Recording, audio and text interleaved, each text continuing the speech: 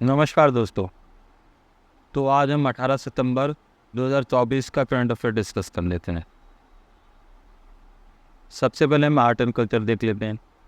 आजकल टेम्पल्स के ऊपर काफ़ी क्वेश्चन आ रहे हैं, तो यूपीएससी कुछ भी टेम्पल जो करंट में होता है वो पूछ लेती है। पहले ऐसा नहीं हुआ करता था कि टेम्पल वगैरह के क्वेश्चन जनरली स्टैटिक हुआ करते थे, पर आजकल पूछ लेते हैं। तो विष्णुपद टेम्पल के बारे में बता रखा है। कहाँ लोकेटेड है? ये गया में लोकेटेड है, बिहार में। और फाल्गु रिवर के बैंक पे ये लोकेटेड, मुंगेर ब्लैक स्टोन से ये बना हुआ है।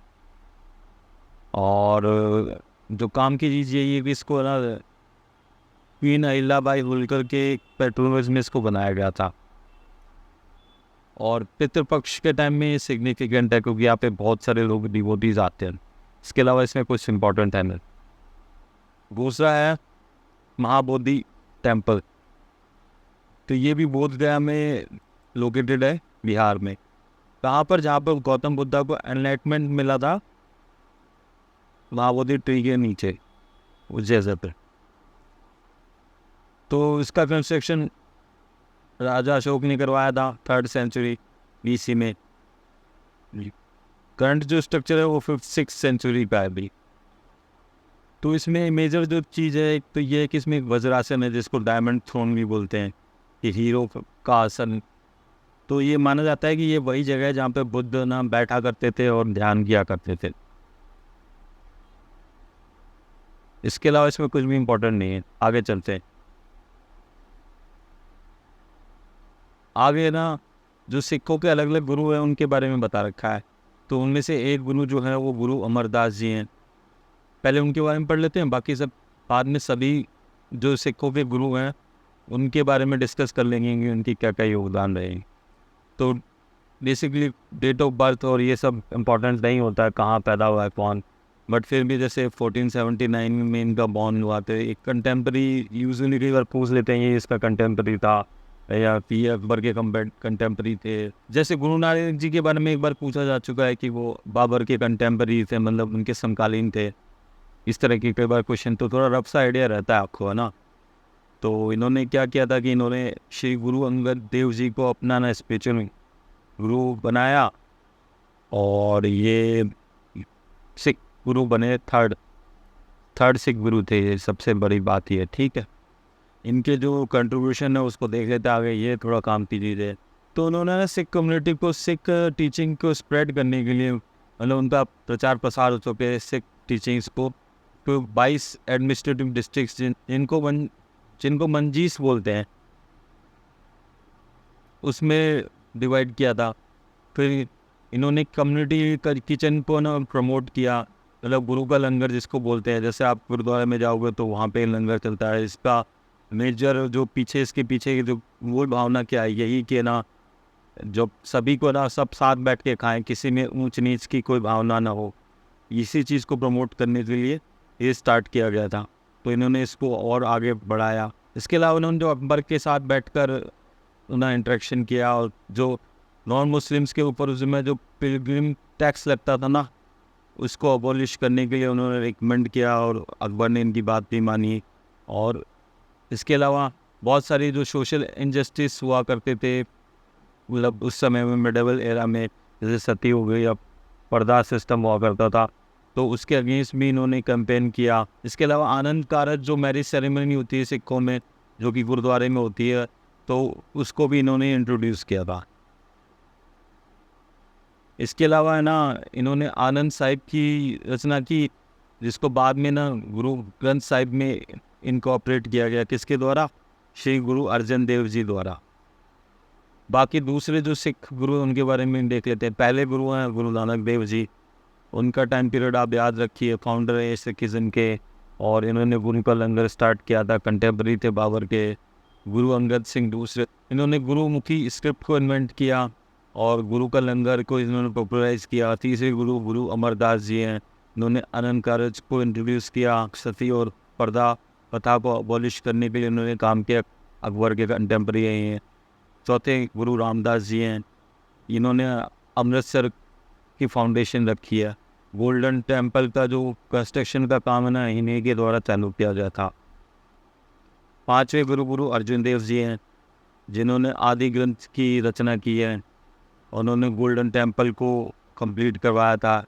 इनको ना जहांगीर ने एग्जीक्यूट कर दिया था। छठे गुरु गुरु हरगोविंद जी हैं। इन्होंने सिख कम्युनिटी को ना मिलिट्री कम्युनिटी में ट्रांसफॉर्म किया और इन्होंने अकाल तख्त इन्होंने बनाया था और इन्होंने जहांगीर और शाहजहाँ के बेस में वॉर भी लड़े। सातवें गुरु गुरु हर राय जी हैं, जिन्होंने औरंगजेब के साथ मिलकर पीस को प्रमोट किया और उन्होंने मिशनरी वर्क पर काम किया। और जो आठवें गुरु हैं गुरु हरकृष्ण जी हैं, जी यंगेस्ट गुरु थे सिखों के। और इन पर है ना औरंगजेब ने एंटी इस्लामिक ब्लास्फेमी, मतलब कि इस्लाम के अगेंस्ट निंदा करने के लिए ना औरंगजेब ने इनको अपने पास समन किया था। आगे गुरु तेग बहादुर जी हैं, उन्होंने आनंदपुर साहिब का फाउंडेशन रखा था। और जो नेक्स्ट 10वें गुरु है वो गुरु गोविंद सिंह जी हैं, जिन्होंने खालसा की फाउंडेशन रखी थी और उन्होंने पाहुल को इंट्रोड्यूस किया था। तो पाहुल है ना बेसिकली सिक्स के ना एक संस्कार में से एक है। इसको अमृत संस्कार या अमृत सांसद दीक्षा समारोह भी बोला जाता है। इसके अलावा गुरु गोविंद सिंह जी ने ना गुरु ग्रंथ साहिब को ही लास्ट में ना सिखों का अंतिम गुरु डिक्लेयर कर दिया था कि अब इसके बाद में और कोई गुरु नहीं होगा जो मानव रूप में होगा। अब गुरु ग्रंथ साहिब को ही ना सिख अपना गुरु माना करेंगे। आगे ज्योग्राफी पढ़ लेते हैं कि क्लाइमेट चेंज कैसे ग्लोबल फ्लडिंग को, जो ग्लोबली जो बाढ़ आती है उसको अफेक्ट कर रही है। तो एक तो ये है कि जैसे क्लाइमेट चेंज हो रहा है तो ग्लोबल वार्मिंग हो रही है, ग्लोबल टेम्परेचर बढ़ रहा है, तो इससे क्या है कि एटमॉस्फेयर की जो मॉइस्चर को कंटेन करने की कैपेसिटी है ना वो बढ़ रही है। इससे क्या हो रहा है कि अचानक से ना फिर बहुत तेज़ से बारिश हो जाती है बाद में, जब वो कैपेसिटी टूट जाती है। इसके अलावा क्लाइमेट चेंज की वजह से मोर इंटेंस रेनफॉल्स इवेंट्स देखने को मिल रहे हैं। और जो एक चीज़ और देखने को मिल रही है वो ये हो रहा है कि है ना जो हाई एल्टीट्यूड्स के जो रीजन है, जैसे कि जहाँ पे हाइट ज़्यादा है, एल्प माउंटेन हो गया या और भी कोई माउंटेन रीजन हो गए, वहाँ क्या देखने को मिल रहा है कि स्नोफॉल तो कम हो रहा है और स्नोफॉल को है ना रेनफॉल रिप्लेस कर रहा है। कि स्नोफॉल की जगह अब बारिश ज़्यादा होती है, जिससे क्या है कि मतलब बाढ़ आने के चांसेस बढ़ गए हैं, लैंडस्लाइडिंग के चांसेस बढ़ गए हैं। इंडियन ज्योग्राफी देख लेते हैं। इसमें कभी कभार पूछ लेते हैं कि कोई लोकेशन के बारे में, तो डेप्सांग प्लेन्स हो गया या डैमचौक हो गया, तो ये सब है ना जो चाइना से जो बॉर्डर लगती है हमारी, उस इलाके में लोकेटेड है। हम यहाँ पे मैप में देख लेते हैं, जैसे कि ये देपसांग प्लेन है ना, इसके ऊपर चाइना का कंट्रोल है, पीपल्स लिबरेशन आर्मी जिसको बोलते हैं। और ये हमारे लिए जैसे थ्रेट है कि मतलब सियाचिन ग्लेशियर यहाँ कहीं पड़ता है ना, उसके ऊपर कंट्रोल रखने में इंडिया में को कभी भी दिक्कत पैदा कर सकती है यहाँ पर प्रेजेंस उनकी। तो आप देख सकते हो ये अलग अलग चीज़ जगह, जैसे देपसांग प्लेन ये हो गया, दौलत बेग गोल्डी गलवान ये इलाका हो गया। इसके अलावा जो फेमस जो पेंगोंग तसो जो झील है वो यहाँ पे है, और डैम चौक जो इलाका है ये पड़ता है। तो ये मैप में कभी कभी पूछ लेते हैं या इस किसी तरह से क्वेश्चन भी बन सकता है। तो डैम चौक हो गया और देपसांग प्लेन्स है, ये चाइना के कंट्रोल में है। इसके अलावा और जो पेंगोंग लेक बताई दिया मैंने आपको, ये फिंगर्स वगैरह कोई इम्पोर्टेंट नहीं है ना।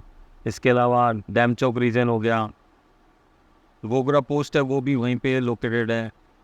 तो ये सब न्यूज़ में है 2-3 सालों से, आप देख लेना। इसी तरह से जैसे इस मैप में भी बता रखा है कि अलग अलग इलाके हैं, जो कि जैसे लद्दाख रीजन में डैम चौक हो गया, ट्रिग हाइट्स हो गई, ये सब ये लोकेशन है, ये इस इलाके में पड़ती है। इसके अलावा हिमाचल में से पौड़ी हो गया, शिव किला जो एक पास है वो है, और उत्तराखंड में बाराहोती, उलमसुंदा, ये लोकेशंस हैं। अरुणाचल प्रदेश में अलग लोकेशन है जो कि मतलब डिस्प्यूट का कारण है, तो ये याद होनी चाहिए आपको। पूछा जा सकता है तो बड़ी बात नहीं है। फिर आगे वर्ल्ड ज्योग्राफी देख लेते हैं। तो ये रापा नुई कोई आइलैंड है जो जिसको ईस्टर्न आइलैंड भी बोलते हैं, ये साउथ पैसिफिक ओशन में पड़ता है और ये वॉल्केनिक एक्टिविटी होती रहती है यहाँ पे। ये वर्ल्ड हेरिटेज साइट है, ज़्यादा कोई इम्पोर्टेंट है नहीं। मो स्टेटस का क्या मतलब है कि यहाँ पे है ना ये फेमस किस लिए कि यहाँ पे इस तरह के स्ट्रक्चर मिले हैं जिनमें ना ह्यूमन हेड्स होते हैं। ये भी कोई इम्पोर्टेंट नहीं है। आगे गवर्नमेंट ऑर्गेनाइजेशन देख लेते हैं। अनुसंधान नेशनल रिसर्च फाउंडेशन है, तो इसकी जो फर्स्ट गवर्निंग बोर्ड मीटिंग हुई थी, इसको प्राइम मिनिस्टर ने चेयर किया था अभी। तो इसमें भी कोई ख़ास बात है नहीं, कोई ख़ास। बेसिकली ये क्या है कि इस एक्ट के थ्रू बना था, अनुसंधान नेशनल रिसर्च फाउंडेशन एक्ट 2023 के तहत है ना। और इसका काम ये है कि रिसर्च इनोवेशन को इंडिया में ना, उसके कल्चर को मतलब ग्रो कराना, ताकि यहाँ पे एक तरह से माहौल बने कि रिसर्च और इनोवेशन का। तो बेसिकली ये क्या करता है कि ये ना जो टॉप इंस्टीट्यूट होते हैं उनके साथ पार्टनरशिप एस्टेब्लिश करता है ना, ताकि रिसर्च कैपेबिलिटीज़ को ना इम्प्रूव किया जा सके। और ये हब एंड स्पोक मॉडल्स के ऊपर काम करता है। कहने का मतलब हब स्पोक जैसे जो साइकिल का पहिया होता है ना, उसी तरह से कि बीच में हब होता है और चारों तरफ ना उसके जैसे ताड़ियों से साइकिल का वो पहिया लगा होता है, उसी तरह से सब बाकी सारे इंस्टीट्यूट इससे मिले हुए होते हैं, जुड़े हुए होते हैं। तो ये इंस्ट्रक्शन देता है, बाकी इंस्टीट्यूट उसके ऊपर काम करते हैं। तो अभी तो ये है ना मेजरली इलेक्ट्रिकल व्हीकल मोबिलिटी और एडवांस मटेरियल इन सब फील्ड्स में काम कर रहे हैं। आगे इकोनॉमी देख लेते हैं। इकोनॉमी में क्या है, विंडफॉल टैक्स के बारे में पढ़ लेते हैं। विंडफॉल टैक्स क्या होता है कि हायर टैक्स इम्पोज किया जाता है किसी इंडस्ट्रीज़ पे, स्पेसिफिक इंडस्ट्रीज जो होती हैं या बिजनेस मैन होते हैं उनके ऊपर। क्यों उनके ऊपर इम्पोज किया जाता है? क्योंकि उनको ना अनयूजुअल और एवरेज से ज़्यादा प्रॉफिट मिल रहा होता है, और जिसका कारण कोई एक्सटर्नल फैक्टर्स ही होते हैं। इनका खुद का कोई एक्सपेंशन हो रहा है इंडस्ट्री में, या वो कोई इन्वेस्टमेंट एफर्ट्स कर रहे हैं, ऐसा कुछ नहीं है। जस्ट बिकॉज ऑफ कुछ एक्सटर्नल फैक्टर्स की वजह से वो है ना अनयूजुअल और है ना एवरेज से ज़्यादा उनको प्रॉफिट मिल रहा होता है। तो इसके लिए सरकार उनके ऊपर ये टैक्स इम्पोज करती है। तो इसके की फीचर क्या है कि पहले अनएक्सपेक्टेड प्रॉफिट हो रहा है उस इंडस्ट्री को या बिजनेसमैन को, तो वो कुछ भी हो सकते हैं एक्सटर्नल सर्कमस्टेंसेस की वजह से, जैसे कि कॉमोडिटी की शॉर्टेज हो गई है, कोई वॉर हो गया हो, तो भाई शॉर्टेज अपने आप हो गई है, गवर्नमेंट पॉलिसीज़ में कोई चेंजेस आया है, इस वजह से उनको प्रॉफिट होने लग गया है। या फिर है ना कुछ सेक्टर ऐसे ही हैं कि जिनमें ना यूजुअली इस तरह का होता ही रहता है, जैसे कि ऑयल गैस और माइनिंग के जो सेक्टर है ना, उनमें अनफेयर प्रॉफिट हो जाता है कभी कभी। इसके अलावा इंडिविजुअल लेवल पे भी विंडफॉल टैक्स लगाया जा सकता है, कि जैसे कि इनहेरिटेंस टैक्स की, मतलब आपको कोई संपत्ति कहीं से मिल गई है तो आपको अचानक से प्रॉफिट हो गया है। लॉटरी के ऊपर जो टैक्स हो गया है, इस तरह से जो आपको अचानक से बहुत ज़्यादा प्रॉफिट मिल गया है। आगे देख लेते हैं ना कि इसका ऑब्जेक्टिव क्या है। तो ऑब्जेक्टिव तो यही है कि रिडिस्ट्रीब्यूशन ऑफ वेल्थ हो, मतलब कि ना एक जगह ना जो वेल्थ होती है ना वो कॉन्सनट्रेट नहीं होनी चाहिए, मतलब जो पैसा है ना सभी के पास आना चाहिए। तो गवर्नमेंट इस तरह की चीज़ें करती है ताकि इस ना सभी के पास पैसा पहुंचे। दूसरा ये है कि गवर्नमेंट को रेवेन्यू मिल सके। आगे पढ़ लेते हैं। Credit guarantee fund trust for micro and small enterprises, ये ज़्यादा इंपॉर्टेंट है ना। तो इसका मेन जो एम यही है कि ना इंस्टीट्यूशनल फ्लो हो सके क्रेडिट का माइक्रो एंड स्मॉल एंटरप्राइजेस को। तो इसके लिए इसको स्टार्ट किया गया था 2000 में। तो इसकी इम्प्लीमेंटिंग एजेंसी कौन सी है? Credit guarantee fund trust for micro and small enterprises. तो इसको है ना मिनिस्ट्री ऑफ एमएसएमई और जो सिडबी जो है ना, उन दोनों ने मिलकर सेटअप किया था ताकि क्रेडिट मिल सके एमएसएमईज को। तो दोनों का जो कंट्रीब्यूशन होता है वो 4:1 के रेशियो में होता है, कि गवर्नमेंट ऑफ इंडिया 4 गुना पैसा देती है जितना सिडबी देती है उसके फंड में। आगे दे रखा है कि इसके तहत है ना लैंडिंग इंस्टीट्यूट्स कौन कौन से हैं जो एलिजिबल है, जो पैसा दे सकते हैं। तो शेड्यूल कमर्शियल बैंक्स हो गए, चाहे वो प्राइवेट हो पब्लिक हो, फॉरेन बैंक्स हो गए, रीजनल रूरल बैंक्स हो गए, और इसके अलावा national small industries corporation limited हो गया, या सिडबी हो गया, और कुछ सेलेक्टेड फाइनेंशियल बैंक्स हो गए, NBFCs हो गए, ये सब लैंड कर सकते हैं पैसा। तो बेसिकली जो ये स्कीम है ना, वो ये क्या होता है कि बहुत सारी जो हमारी एंटिटीज़ हो गई इस तरह की जो है ना, उनको क्या होता है कि GST के रजिस्ट्रेशन नहीं करवा रखा होता उन्होंने। तो तो क्या बैंक्स वगैरह उनको लोन्स वगैरह देते नहीं हैं। तो ये उनके लिए दिक्कत को सॉल्व करने के लिए बनाई गई है कि गवर्नमेंट यहाँ पे ना एक तरह से गारंटी का काम करेगी कि अगर ये डिफ़ॉल्ट कर जाते हैं तो गवर्नमेंट उसको ना फिर पे करेगी। तो यहाँ अलग अलग वो दे रखे हैं कि क्राइटेरियाज दे रखे हैं कि किन किन को कितने कितने परसेंट तक है ना गवर्नमेंट उसको मतलब डिफ़ॉल्ट करते हैं तो उसको पे कर देगी या गारंटी कर देगी। तो ये आप देख सकते हो, ये कई बार क्या होता है कि यूपीएससी बहुत ज़्यादा आजकल डिटेल में भी जाने लगी है तो पूछ लेती हो। जैसे कि माइक्रो एंटरप्राइजेज है तो 85% तक गवर्नमेंट है ना 5 लाख तक का अगर कोई क्रेडिट है ना तो उसको कवर अप कर रही है। इस तरह से अलग अलग उसके लिए दे रखा है, आप इसको पढ़ लेना। वुमेन के लिए जैसे 90% तक दे रखा है ना। आगे हम पढ़ लेते हैं। तो ये दे रखा है यहाँ पे कि डिफ़ॉल्ट हो जाता है तो कैसे ट्रस्ट है ना उसको सेटल कर देता है। तो ये बता ही रखा है जो मैंने आपको पहले बता दिया। आगे पढ़ लेते हैं ई कॉमर्स सर्विसेज के बारे में। ई कॉमर्स सर्विसेज में 2 तरह के मॉडल्स एप्लीकेबल होते हैं। एक तो इन्वेंट्री मॉडल होता है, एक मार्केट प्लेस मॉडल होता है। तो इसमें क्या होता है, इन्वेंट्री मॉडल में तो क्या होता है, जो गुड्स एंड सर्विसेज की जो इन्वेंट्री हो गई ना उसको है ना ई कॉमर्स एंटिटी उसकी मालिक होती है। कहने का मतलब होती है जैसे कि गोदाम वोदाम बना रखा जाके गुड्स को रखा जाता है बेसिकली, तो उसकी मालिक है ना ई कॉमर्स एंटिटी, मतलब कि वही जो ई कॉमर्स डिलीवर कर रहा है जो कंपनी वही उसकी मालिक है। तो इसमें क्या होता है, गुड्स को ना डायरेक्टली कस्टमर को बेच दिया जाता है, सोल्ड आउट कर दिया जाता है। तो इस तरह के मॉडल के लिए ना इंडिया में एफडीए ना परमिशन नहीं है। ऐसा क्यों किया गया है, क्योंकि अनऑर्गेनाइज जो रिटेल सेक्टर है ना उसको प्रोटेक्ट करने के लिए। वरना क्या होगा कि जो छोटे दुकानदार और जो बिजनेसमैन है तो इनका तो बुरा हाल हो जाएगा, क्योंकि खुद है ना कंपनी इनसे लेके वो करके फिर खुद ही बेचने लग जाएगी। तो ये सब इसलिए यहाँ पे फॉरेन डायरेक्ट इन्वेस्टमेंट अलाउड नहीं है। दूसरा जो मॉडल है वो मार्केट प्लेस मॉडल है। इसमें क्या होता है कि वो एक तरह से फैसिलिटेटर का काम कर रहे हैं। कहने का मतलब ये है कि ई कॉमर्स वाले एक प्लेटफॉर्म दे रहे हैं कि वो कहीं से परचेज करेंगे और आगे है ना मतलब उसको दे देंगे, से बायर्स को दे देंगे वही चीज़। तो उनका खुद का कोई है ना इन्वेंट्री नहीं होता है। इसमें 100% एफडीए अलाउ कर रखा है ऑटोमेटिक मोड से। आगे एनवायरनमेंट वाला सेक्शन पढ़ लेते हैं कि CO2 से मेथनॉल कन्वर्जन कैसे किया जाता है। तो इसमें क्या होता है कि CO2 को मेथनॉल में कन्वर्ट किया जाता है। ये एक तरह से कार्बन यूटिलाइजेशन टेक्नोलॉजी है जिसमें ना कार्बन एमिशन को एटमॉस्फेयर से में छोड़ने से पहले आप उसको कैप्चर कर लेते हो। तो ये एक तरह से ग्लोबल वार्मिंग के अगेंस्ट एक तरह से इफेक्टिव वे है कि आप CO2 को एटमॉस्फेयर में जाने से रोक रहे हो। तो इसमें क्या किया जाता है, इसका प्रोसेस बता रखा है कि CO2 को पहले तो आप कैप्चर कर लेते हो। तो इसमें सबसे पहले आप क्या करते हो कि CO2 को ना इंडस्ट्रियल सोर्सेज से ना कैप्चर कर लेते हो डायरेक्टली, कोई भी डायरेक्ट एयर कैप्चर टेक्नोलॉजी लगा के, तो है ना। फिर उसके बाद में CO2 को हाइड्रोजनेशन किया जाता है। मतलब कहने का मतलब CO2 को मतलब हाइड्रोजन के साथ रिएक्शन कराया जाता है तो मेथनॉल बन जाता है। तो इसका सिग्निफिकेंस तो मैं पहले ही बता चुका था आपको कि ग्रीन हाउस गैसेस के एमिशन को रिडक्शन करेगा ये, और एक मेथनॉल है ना एक तरह से फ्यूल सोर्स का भी काम करता है, तो हमें फ्यूल भी मिल जाएगा।